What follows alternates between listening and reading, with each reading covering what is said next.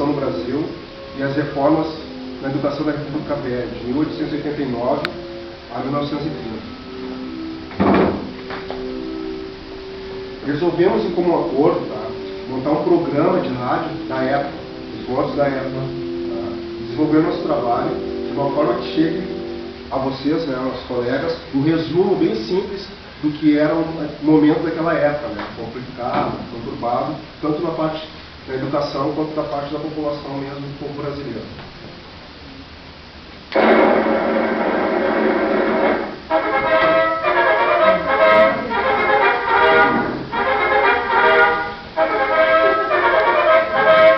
Amigo Victor, que fala o repórter Esso, testemunho ocular da história.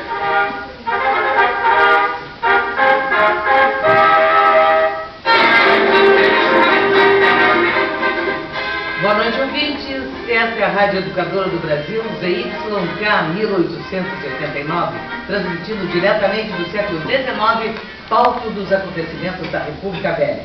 Nossos convidados especiais de hoje são a educação, o analfabetismo, o governo, a política, a igreja e o povo. Como é conhecimento dos senhores, o governo resolveu tomar providências quanto à educação pela falta de instituições que se dediquem à pesquisa científica e aos estudos filosóficos metodológicos. Com a reforma do ensino livre, em 1879, o pensamento machista que privilegiava alunos do sexo masculino cedeu lugar à força feminina, favorecida com acesso ao nível secundário. De lá para cá, o ensino foi descentralizado e criou-se uma dualidade de sistemas. De um lado, a escola primária e profissional para os pobres e de outro, a secundária para as classes dominantes. A importante reforma da instrução pública de Benjamin Constant nem sequer foi posta em prática na íntegra, defende o princípio da liberdade e laicidade do ensino, além de propor uma formação fundamentada na ciência e não mais na tradição humanístico-clássica e no academicismo da educação, resultando numa sobrecarga de matérias, tornando o ensino enciclopédico. Esta reforma também criou o pedagógico, centro de aperfeiçoamento do magistério. A elite está vendo com reservas tudo isso, pela quebra da tradição do ensino humanístico. Com sucessivas reformas deste período, faltam educadores para elaborar um projeto educacional eminentemente nacional, que vise promover a junção entre teoria e prática, com claros propósitos de solucionar o mais grave problema educacional brasileiro, o analfabetismo. E atenção, ouvintes, a partir deste momento nossos repórteres fazem um resumo dos acontecimentos. Boa noite, Irã. Qual a situação da rede de ensino primário? Boa noite, ouvintes. Algumas ações refletem a expansão quantitativa da rede de ensino primário, mas os percentuais ainda são insuficientes para diminuir o alfabetismo. Está havendo, sim, uma expansão da rede particular, restrita à elite, enquanto as camadas menos favorecidas da população permanecem fora da escola. Além do que, o ensino profissionalizante atende a um número pouco significativo, de jovens, que poderiam estar no mercado de trabalho. A realidade, senhores, é que a grande massa da juventude aflita pelo trabalho permanece sem atendimento à sua formação profissional. A notícia boa é que está havendo uma expansão do ensino superior e uma organização melhor das esferas estaduais, com concentração maior na área médica, em detrimento da jurídica, mantendo-se separadas as atividades liberais das científicas. Obrigada, Irã. Repórter Marco, como é que está a mobilização dos trabalhadores em greve? Boa noite. Sim, ouvintes. Uma parcela da população está insatisfeita com a organização política. Comerciantes, funcionários públicos, profissionais liberais, militares e religiosos estão por mudanças.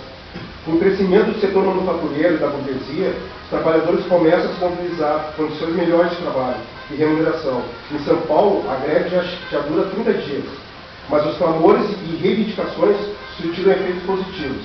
Os educadores aliaram-se em grandes movimentos educacionais, entre eles o otimismo pedagógico e o entusiasmo pela educação, acreditando assim que, aumentando o número de escolas no país, a problemática da educação se resolveria. A crença no país de ponta com reforma educacional esquece que estamos atrasados nas 4 décadas em relação aos Estados Unidos e Europa. Adotaram um modelo de educação, a escola lobística. Muitas reformas de ensino estão sendo introduzidas nos estados, mas apenas a nível de escola primária. As limitações estão no fato da regionalização e no transplante cultural, com pedagogismo isolados do contexto social. A queda da Bolsa de Nova York provoca drástica consequência para a economia brasileira. Com isso, a agricultura de exportação, sem garantia sólida do setor externo, não pode ser o centro da economia de um país. Por isso, a solução é investir no setor industrial. Bem, senhores, a situação realmente está crítica. Como é que está a luta a favor das oportunidades da educação? Marcos, tem alguma informação a respeito? Temos a informação nesse momento que o operariado clama por uma ascensão social e a melhoria de vida, mas a elite quer que o povo apenas o ensino primário para o povo. E como é que está a movimentação nessa área, Rodrigo? Muitos movimentos estão surgindo em defesa da educação popular, inclusive na área rural, a menos favorecida, e com urgentes necessidades em matéria de educação e melhoria de vida. Irã, como é que está a situação em São Paulo? Em São Paulo, as demandas populares tiveram eco junto ao governo, que acabava de empreender políticas de educação popular, visando a multiplicação das escolas, vagas e matrículas. A informação é de que as iniciativas próprias estão sendo tomadas pela população para obter educação para os filhos. As escolas estão sendo mantidas pelo movimento operário. As escolas estrangeiras estão operando em núcleos coloniais, além das escolas particulares, para atender os filhos trabalhadores. Só para completar, ouvintes, socialistas e anarquistas e comunistas acabam de se unir ao movimento operário nas lutas populares pela educação na Primeira República. Perfeito, Bruno. Muita gente aqui na frente da nossa emissora querendo informações, mas nesse momento nós gostaríamos que nos desse um panorama da educação profissional dos jovens pobres. Boa noite, Malu. Boa noite, amigos da bancada. Boa noite, ouvintes. Pois é, graças à criação das escolas das fábricas e do Liceu das Artes e Ofícios em Santa Rosa pelos irmãos salesianos, nos moldes da Europa, por decreto de Dom João VI em 1809, jovens pobres têm acesso ao ensino profissionalizante. Existe uma organização com respeito ao ensino profissionalizante, mas não com objetivo assistencialista, herança do Império, e sim para formar operários, para atender a demanda na mão de obra especializada. Os objetivos aqui não é tornar os nossos jovens conhecedores, mas sim a formação de trabalhadores, mantendo a população sem formação de opinião, fortalecendo o poder e os grandes líderes. Se favorece com uma educação melhorada apenas para os seus filhos da elite. Havendo uma separação da Igreja e do Estado, com a Constituição de 1891, a religião passou de uma esfera pública para a privada.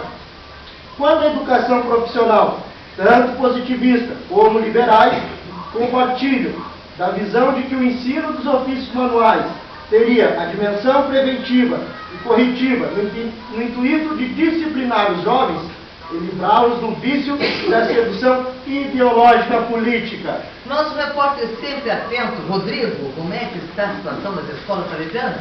Boa noite, Malu. Boa noite, ouvintes. Os salesianos expandiram sua rede de escolas por boa parte do território nacional. Além do ensino profissional, temos o secundário e o comercial. Não há necessidade dos aprendizes permanecerem internos, e menores podem retornar ao lar depois de um dia de estudo. A idade estabelecida para essa modalidade de ensino é de 13 anos, já com noções de leitura e cálculo. Concluir os estudos aos 18 anos. Paralelo à formação profissional, os alunos recebem a educação geral no primeiro período, após curso um grau mais avançado.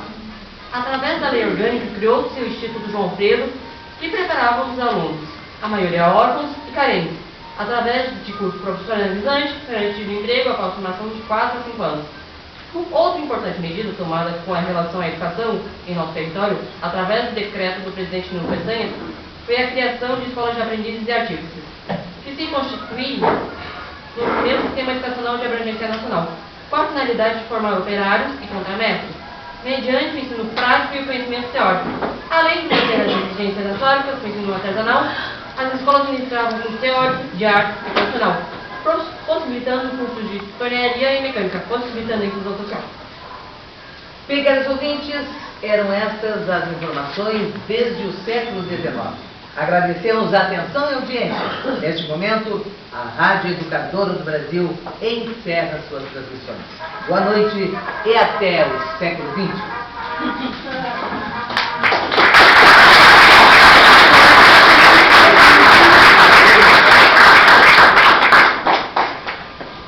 Gilmar, colegas, a gente espera que a nossa ideia conjunta, tá, tenha ajudado no esclarecimento desse período, dessa parte do Brasil, né? O conhecimento das reformas instituídas, desde a primeira Constituição e a compreensão dos mecanismos que levavam aos sucessivos fracassos na superação dos problemas educacionais brasileiros, do período da Primeira República. Tá?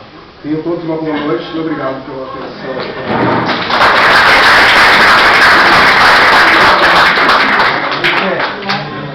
Malu, como que para?